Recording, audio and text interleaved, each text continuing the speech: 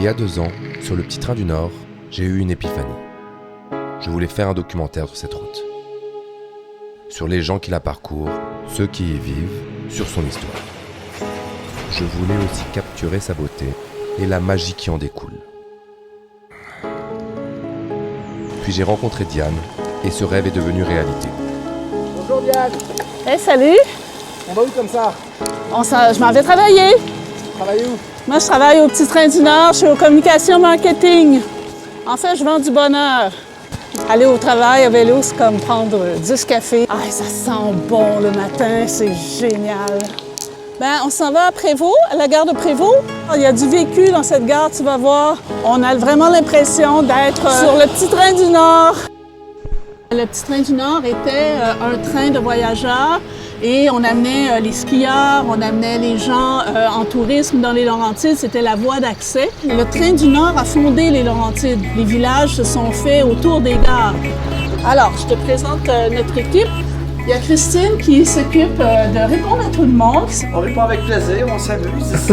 Alain qui, lui, opère pour les travaux, la piste, tout ce qu'il y a à faire. Offrir une expérience extraordinaire à tous les usagers, qu'ils soient à pied, dire à cheval ou en Cadillac. Le responsable du service à la clientèle.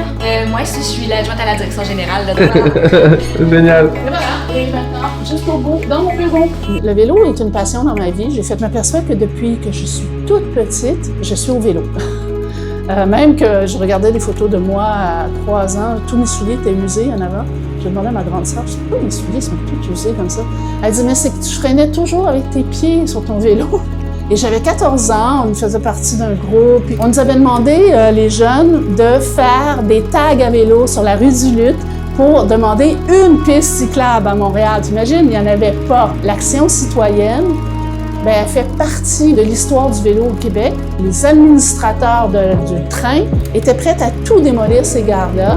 Et c'est des gens, des citoyens qui ont dit « Mais non, regarde ça, c'est merveilleux, c'est du patrimoine, on doit garder ça. » Et les gens de partout dans le monde nous en parlent, comment il y a du cachet un peu partout. À chaque 15-20 km, on se retrouve avec une gare et de l'animation.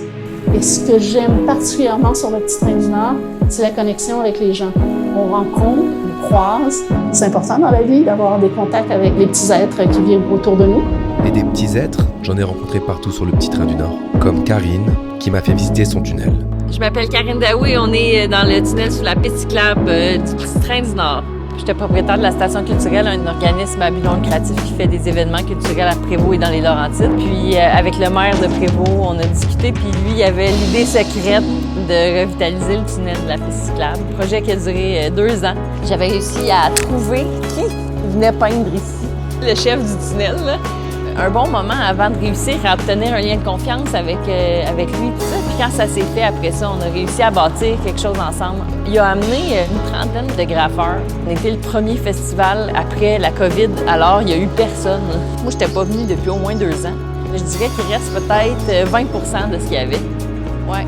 Puis il y en avait tellement des beaux qui sont disparus, j'ai de la peine.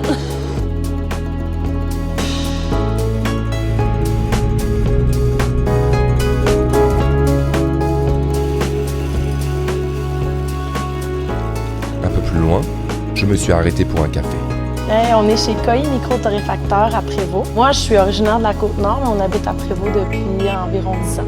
Quand on cherchait le nom, moi, vraiment, le premier café que j'ai bu, là, puis que j'ai fait « Oh mon Dieu, il y a quelque chose qui s'est ouvert », c'était au Japon. La passion du café s'est développée en « Je veux apprendre comment ça fonctionne, je veux apprendre comment on torréfie ».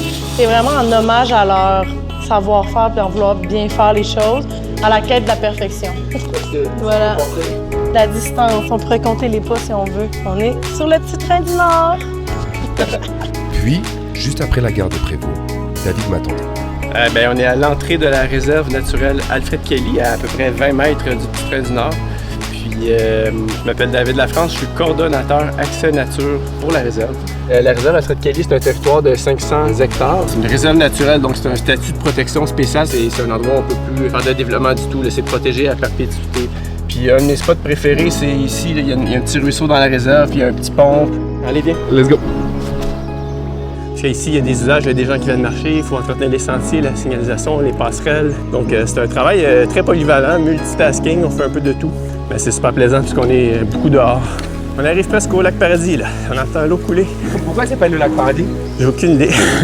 Les premiers gens qui sont arrivés ici ont vu ça et ils ont dit « Wow, c'est le paradis, c'est tellement beau ». C'est une hypothèse, mais je peux pas le confirmer. Le vent a fait des troubles.